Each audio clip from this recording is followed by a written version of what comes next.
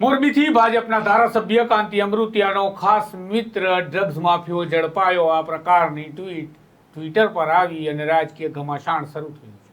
ત્યાં કોણ ઝડપાયું છે, શા માટે કાંતિ અમૃતિયા તરફ આંગળી ચીંધાઈ રહી છે અને કહેવાય રહ્યું છે કે ઝડપાયેલો આરોપી તેમનો મિત્ર છે, જેની પાસેથી ડ્રગ્સનો જથ્થો પોલીસે ઝડપ્યો છે.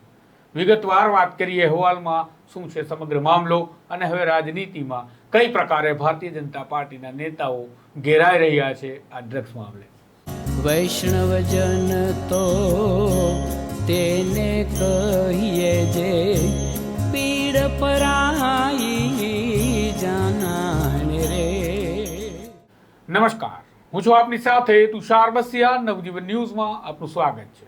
ગુજરાત વિધાનસભાના સત્રમાં તાજેતરમાં જ એક વિધેયક પસાર કરવામાં આવ્યું છે. ડ્રગ્સ અને બુટલેગરોની લડાઈમાં મજબૂત શસ્ત્ર સાબિત થશે તેવું સરકારનું કહેવું છે. આ કાયદાથી આ સંપત્તિ કે જે કાળા નાણાંની છે, જે બુટલેગરો કે ડ્રગ્સ માફિયાઓએ કમાયેલી છે, તેની પણ નીલામી કરવાની સત્તા આ રાજ્યની સરકાર મેળવવાની પ્રક્રિયામાં જોડાઈ ગઈ છે. આ તમામ બાબતોની વચ્ચે ફરીથી એક વખત કહેવાયું કે ભારતીય જનતા પાર્ટીના નેતાનો મિત્ર ઝડપાયો ડ્રગ્સ સાથે. આવી ટ્વીટ કરે છે આમ આદમી પાર્ટીના નેતા ગોપાલ ઇટાલિયા અને ઘટના છે મોરબી જિલ્લાના હળવદ તાલુકાના હળવદ પોલીસ સ્ટેશન.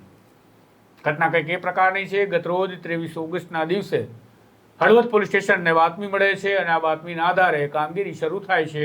અમદાવાદથી મોરબી તરફ જતી કાર હળવદ નજીક પહોંચે છે અને ત્યાં પોલીસ તેને અટકાવી તેની તપાસ કરે છે. ત્યારે બે શખ્સો જે બ્રેઝા કારમાં સફર કરી રહ્યા હતા તેમની પાસેથી 7,96,000 કરતાં વધારેની રકમનું એમડી ડ્રગ્સ ઝડપાયું, જે તેમણે કેફિયત આપી કે તેઓ રાજસ્થાનના અજમેરથી લઈ અને આવી રહ્યા હતા. પરંતુ સવાલો ત્યારે પેદા થયા જ્યારે ટ્વીટ આવ્યું ગોપાલ ઇટાલિયાનું કે ભાજપના ધારાસભ્યનો ડ્રગ્સ માફિયોને મિત્ર ઝડપાયો.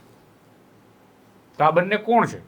તો આરોપી કલ્પેશ મધુભાઈ નિમાવત અને અહેમદ દાઉદભાઈ સુમરા નામના વ્યક્તિ બે જે ઝડપાયા છે અને તેમાં કહેવાય છે કે આરોપી કાંતિલાલ અમૃતિયાનો મિત્ર છે અને તેની સાથેના તેમના ફોટોગ્રાફ્સ કે જે તેમની મિત્રતાને પુરવાર કરે તે પ્રકારના કથિત આક્ષેપો ગોપાલ ઇટાલિયાએ લગાવ્યા છે. એ સ્ક્રીન પર તમે જોઈ રહ્યા છો. ગોપાલ ઇટાલિયાએ કહ્યું કે અગાઉ સુરતમાં ભાજપનો નેતા વિકાસ આહિર ડ્રગ્સમાં ઝડપાયો, હવે મોરબીમાં આ ઘટના ઘટી.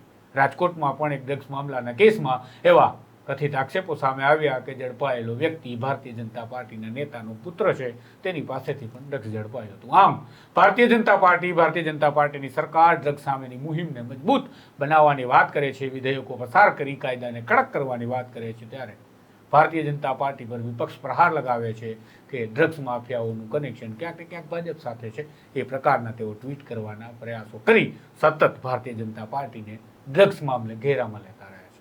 આમ આ રાજનીતિનું જ પરિણામ છે કે સરકાર કડક હાથે કામ કરતી થઈ છે. સરાહનીય છે. જે કોઈ પણ છે તેને પોલીસ પકડે છે અને નસીહતે પહોંચાડે છે. માટે આ રાજકારણની સત્તાની સાંઠમારીના કારણે કદાચ આ કામગીરી વધુ કડકાઈથી થશે તેવી આપણે આશા પણ રાખી છે. આ જ પ્રકારના અહેવાલો, સમાચારો વધુ વિગતો સાથે નવજીવન પર જલ્દીથી મળીશું. નમસ્કાર. વૈષ્ણવજન તો તેને